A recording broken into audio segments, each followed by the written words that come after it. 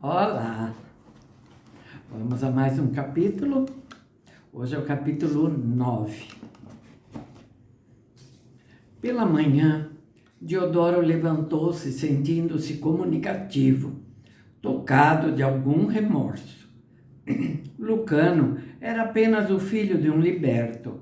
Apesar disso, Diodoro, que o amava verdadeiramente como um filho, sentia vergonha de si próprio. Fora aquela maldita enxaqueca, naturalmente, que exercera sobre a razão de um homem o mesmo efeito que Medusa tinha sobre a carne. O que o levara a esquecer que uma modesta donzela romana não se poderia casar sem o consentimento de seu pai? Era antes seu jovem coração que ele estava considerando, pensou o tribuno. Não o queria esmagado, assim como ele amara, assim como ele amara Íris, era possível que a delicada e pequena Rúbria amasse Lucano. Aquilo tornou Diodoro mais determinado do que nunca a mandar a filha e a mãe para Roma. Nesse ínterim, concluiu os arranjos para o noivado de Rúbria, à hora da primeira refeição com Carvilho Ulpiano. Regatearam no que se referiu ao dote. O cauteloso tribuno queria ter certeza de que, se Piso um dia viesse a divorciar-se de Rúbria, ou se ela resolvesse deixar a casa do esposo, o dote lhe seria devolvido. O senador ficara bem-humorado, embora tivesse resolvido deixar aquele lugar impossível na manhã seguinte. Queptá, naquela aurora rosada, esteve no quarto de Rúbria para o costumeiro exame matinal. Sentia-se profundamente angustiado. A mocinha tivera sua doença mortal estacionada durante um período de tempo que durara mais do que em qualquer outro caso registrado por Hipócrates ou pelos seus discípulos. Os sintomas do retorno, porém, estavam ali. As mucosas macias de sua boca e garganta mostravam o crescimento mortal da doença branca. Um de seus joelhos estava inchado e quente, e da noite para o dia ela perdera o colorido das faces e de novo se fizera pálida como um fantasma. Sentia-se lânguida e febril, mas havia um bom sinal. Sua disposição ainda era alegre. Poderia haver outro estacionamento, se não ocorresse hemorragia interna. O médico examinou-lhe a urina. Fez certas perguntas à ama. Até então, as secreções do corpo estavam livres de sangue. Recomendou então que ela passasse alguns dias na cama. Encontrou-se com Diodoro na escadaria. O tribuno tinha uma expressão altamente satisfeita e contente em seu rosto feroz. Por que a pequena não está com sua mãe? Indagou. Ela sente-se hoje um pouco cansada, respondeu o médico em voz baixa. Diodoro parou na escada. Está doente? Perguntou, sentindo o coração acelerado. O médico hesitou. Por quanto tempo deveria manter o tribuno inconsciente de que sua filha ia morrer? Diodoro observava-lhe agudamente o rosto. Queptá sorriu. Acho que ela esteve brincando demais, disse ele. Torceu um joelho e precisa ficar na cama até que a inchação desapareça. e acrescentou: dê-lhe uma poção que a fará dormir, a fim de descansar o ponto machucado. A forte compressão que Deodoro sentira na garganta afrouxou. Sacudiu a cabeça, dizendo: parece impossível que uma jovem de 14 anos se comporte como uma criança saltitante de 4. Eu estava à tua procura, meu Keptá. Antes que comecem as chuvas da primavera, a senhora Aurélia, minha filha, e tu partireis para Roma. Acabo de contratar o casamento dela com meu sobrinho, Piso, filho de Carvilho, o Piano. Keptá ficou apavorado. Cruzou as mãos finas e morenas sobre seu traje branco, de forma que Deodoro não pudesse ver como se contraíam, trêmulas. Senhor, disse ele, não é boa a ocasião. Rúbria fez muito progresso neste clima tépido e suave. Passou bem durante alguns anos. Entretanto, ainda tem a constituição delicada e expô-la à umidade e às chuvas de inverno de Roma, a essa altura, será perigoso. Tolice, disse Deodoro, mas sentia-se abalado. Vi meninas mais doentes tornarem-se vigorosas e rechonchudas depois de casadas, e particularmente depois de terem filhos. Rúbria tem sido muito mimada. Keptá umedeceu os lábios e manteve os olhos baixos, para que o tribuno não pudesse ver neles o medo. A menina tinha menos de 1 ano de vida. Podia morrer no dia seguinte ou no outro. Afastá-la de seu pai, de seu querido companheiro de brinquedos, da tepidez e dos aromas da Síria, apressaria sua morte, arrebataria à doente a sua tranquilidade. 1 ano, 6 meses, suplicou Keptá. Ela tem só 14 anos. Não, falou Deodoro, batendo enfaticamente com a mão na parede branca da escadaria. Dentro de 1 mês. Keptá, esquecendo sua posição, levantou a voz e exclamou: em nome de Deus, Deodoro, não afastes de ti a menina. Ela é o coração de teu coração e ama-te mais ternamente do que qualquer outra pessoa no mundo. Isso eu sei, disse Deodoro em tom mais brando. Achas que será fácil para mim renunciar a ela? Mas se ela e sua mãe forem para Roma, aquele César de sangue gelado poderá chamar-me de volta. Carvilho, o Piano, fará o que puder. Tibério sempre ouve os senadores e Carvilho tem muitos amigos entre eles. Quero paz, quero retirar-me para a minha fazenda. Keptá pensava no amor entre Rúbria e Lucano. Observara como crescia a inocente paixão entre a donzela e o filho de Enéas. Ultimamente, não dissera a Lucano que a menina ia morrer. Eles precisavam ter o seu jovem sonho de amor, o mais belo e mais doce de todos os sonhos, até o momento inevitável. Era um amor puro e, tristemente, ia passando a cada dia que corria a ser o amor de uma mulher por um homem. Se Rúbria não estivesse morrendo, Keptá teria sugerido ao tribuno que afastasse sua filha de uma situação que inevitavelmente traria angústia para ela. O médico sentia-se perplexo. Não tinha coragem de dizer àquele pai que sua filha morreria fatalmente, no máximo dentro de alguns meses. Mas sabia ainda assim que ela não podia ir para Roma e ali morrer em lágrimas por causa de Lucano e de seu pai. Havia apenas uma coisa a fazer.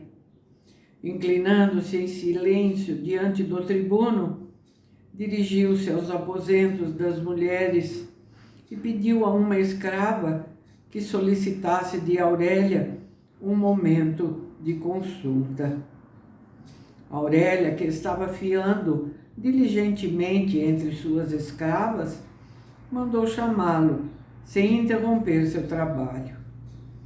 Queptá estudou-a. Era uma mulher de senso e força, nunca histérica, nunca se mostrando caprichosa, nunca amuada ou irracional.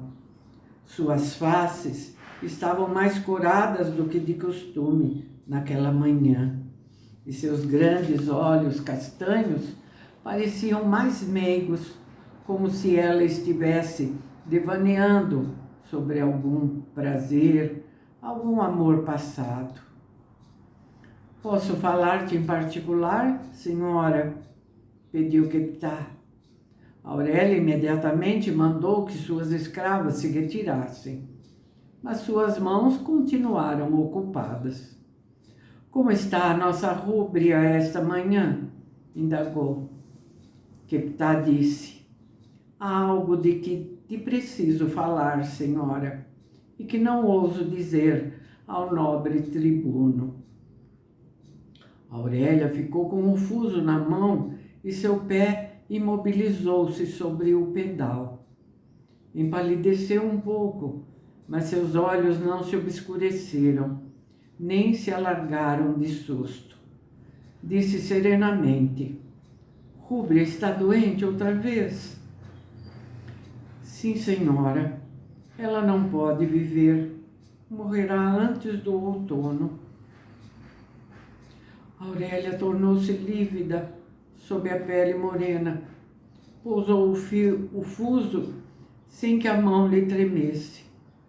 Conta-me, pediu ela em voz abafada. Queptá jamais a admirara tanto quanto a admirava agora. A força nela era a força de um carvalho, atormentado por um vendaval, mas sem ser arrancado por ele. Como Ceres, que perdera sua filha Proserpina para o deus da morte, Plutão, também para ele perderia sua filha. Ao contrário de Ceres, não amaldiçoaria a terra, nem andaria sobre ela de lá para cá, lançando queixumes. Suas raízes eram profundas e vigorosas. A pequena Rúbria tem a doença branca, disse Queptá, sem conter as lágrimas que afluíram aos seus olhos enigmáticos. Aurélia as viu e comoveu-se. Disse: a doença branca. Não há cura para isso, eu sei. Tens certeza, Queptá? Sim, senhora. Ela teve uma recuperação de alguns anos, bem para além das minhas expectativas. Mas agora a doença voltou. Deus concedeu um milagre uma vez para seus próprios e misteriosos propósitos. Não concederá outro milagre desta vez. Aurélia cruzou as mãos robustas sobre os joelhos e ficou a olhar para elas. Eu não disse ao tribuno que estou grávida. Queria ter certeza. Devo dizer-lhe, para aliviar o golpe da morte próxima de Rúbria. Senhora, dentro de 2 semanas, pode falar-lhe na criança que vem, pois então teremos certeza. Mas não lhe fales de Rúbria. Seu coração está nas mãos dela. Aurélia fez um movimento de confirmação. Tornou-se silenciosa durante muito tempo, enquanto Keptá ali estava, em pé, no quarto despido e brilhante. Mesmo a morte, ela aceitava com coragem. Que ele tenha paz, que ele se sinta alegre tanto pela filha como pela criança que nascerá, disse Keptá, reverenciando-a. Contei-te a verdade, senhora, porque preciso de tua ajuda. Rúbria não pode ir para Roma. Como inevitavelmente morrerá, é melhor que morra aqui, com o pai a seu lado. Compreendo, disse Aurélia. Mecanicamente fez um movimento como se fosse erguer o fuso, depois afastou as mãos. Direi a Diodoro que prefiro ficar aqui até o outono e que este verão em Antioquia melhorará ainda mais a saúde de Rúbria.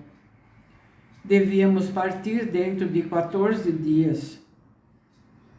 Olhou de novo para Keptá e seu busto generoso estremeceu. Obrigada, falou com profunda gratidão e apanhou de novo o fuso. Keptá interceptou o passo de Lucano quando o jovem ia entrar na sala de aulas, onde Cusa já estava dispondo as lições. Vem comigo, disse Keptá, tomando o braço do rapaz, conduziu-o para a doce brisa silvestre do início daquela manhã primaveril. Ficaram no centro do jardim, onde ninguém os podia ouvir. Keptá olhou o jovem nos olhos e disse, serena e gravemente: tenho más notícias para ti, meu Lucano. A doença branca voltou em Rúbria e ela morrerá antes que as folhas tombem. Lucano enrijeceu. Suas faces tornaram-se como que de mármore. Durante os últimos 2 ou 3 anos, ele chegara a acreditar que Rúbria viveria. Além disso, parecia-lhe que seu próprio espírito estava ligado ao dela, como as 2 árvores que eram as almas de marido e mulher e que haviam recebido a graça dos deuses por causa de seu grande amor.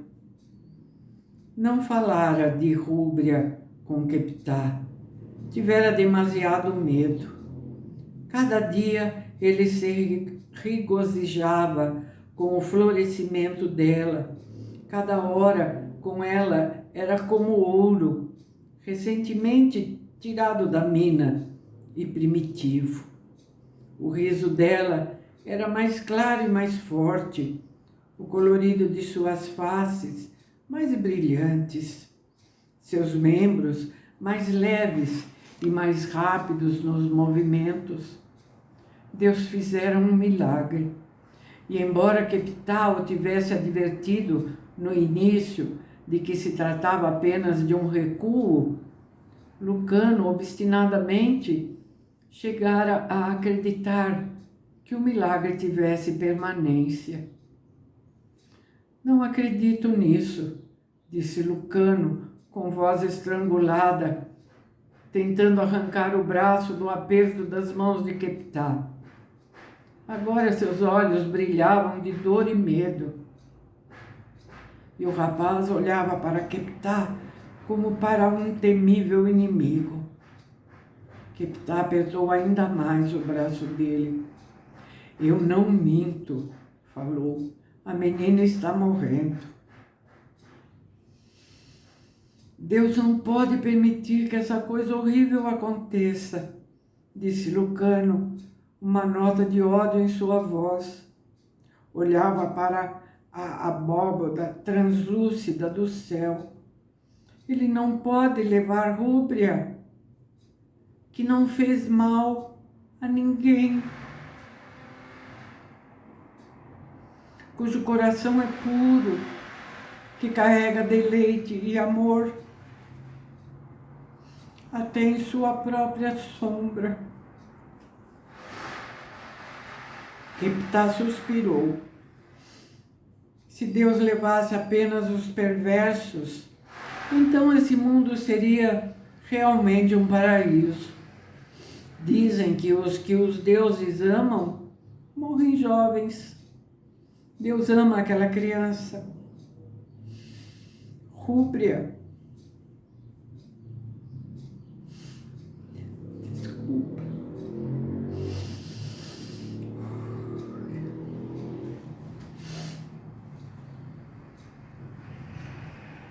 Rúbria será levada para ele, a fim de repousar em paz e luz pela eternidade, esperando por ti.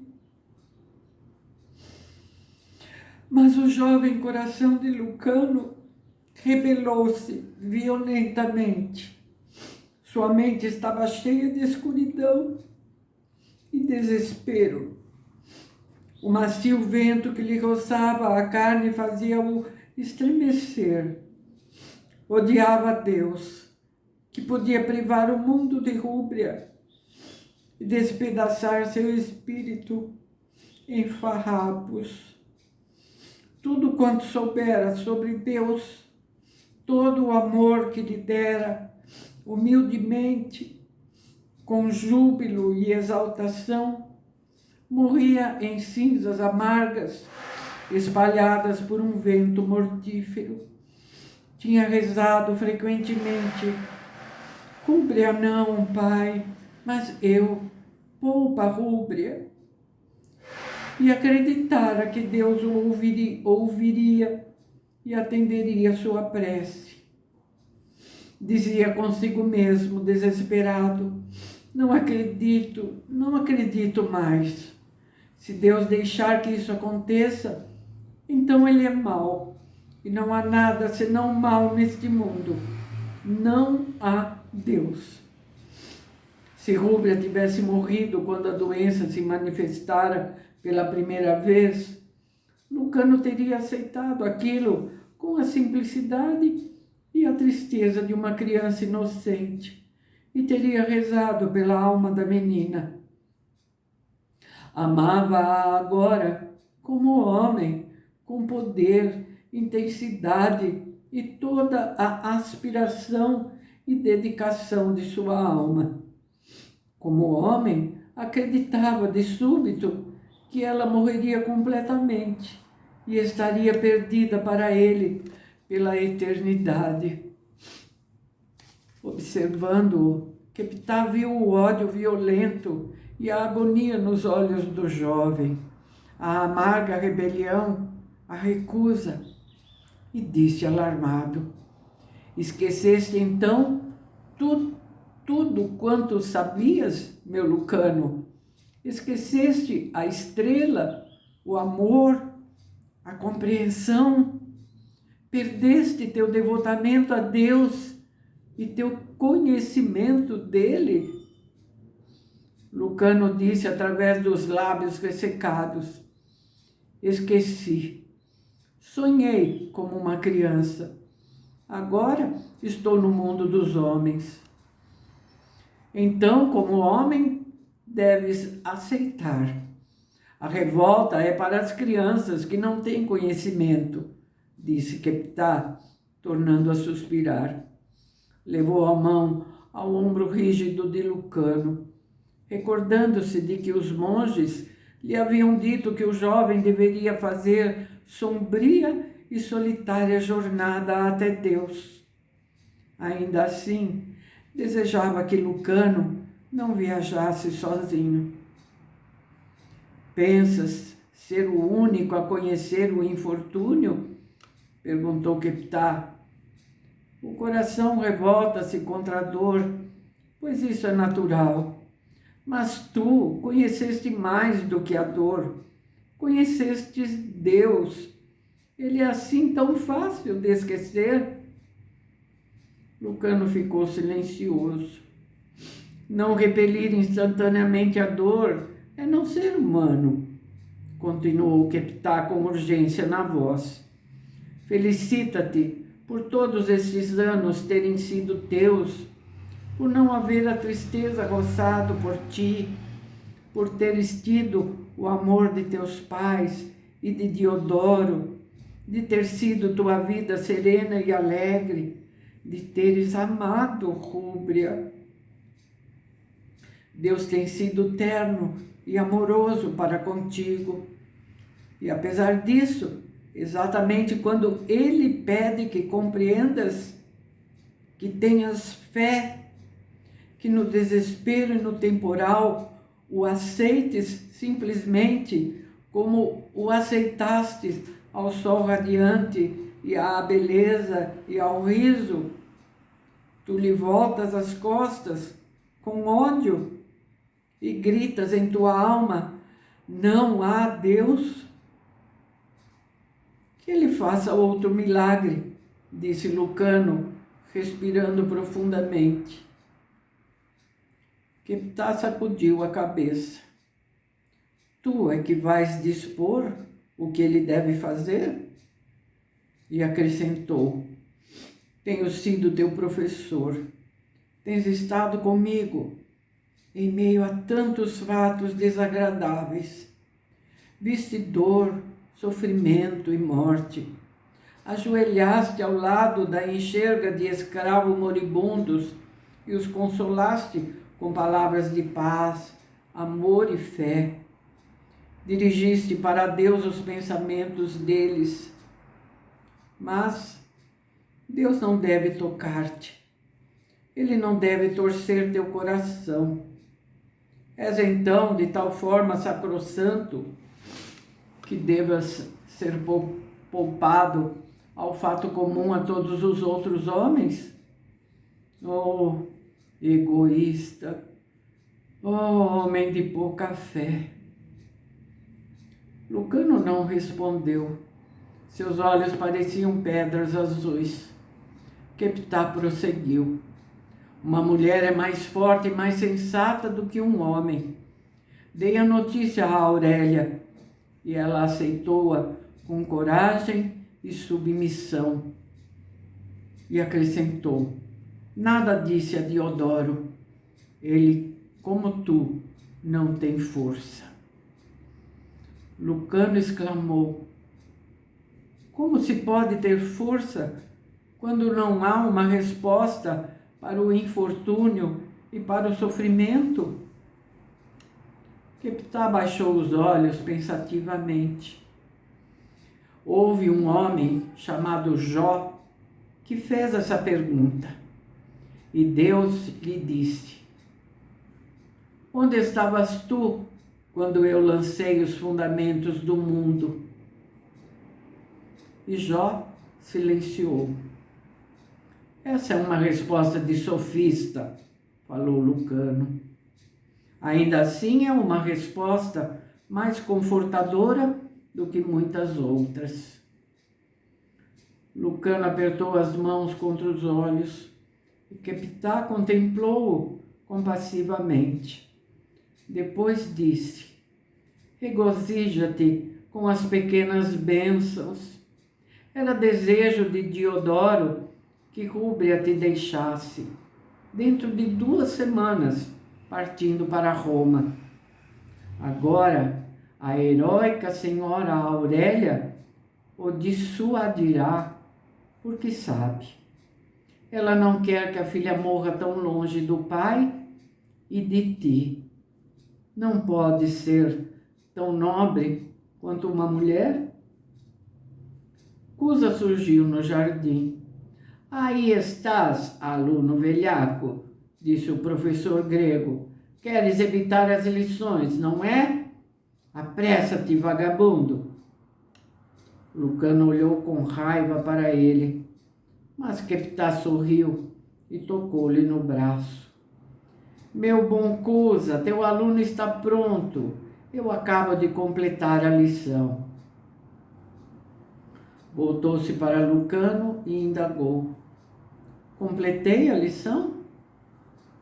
Lucano, porém, olhou para ele sombriamente e deixou Epitácio, que o acompanhou com os olhos, tomado de tristeza. Ai, gente, desculpa, tá? Mas a emoção tomou conta de mim. Mas, enfim, consegui levar a leitura até o fim do capítulo. Tem trechos difíceis, né? Vocês compreenderão. Tá bem? Bom, voltamos no próximo vídeo para mais um capítulo. Espero que vocês estejam aqui comigo. Tá bem? Até lá. Tchau.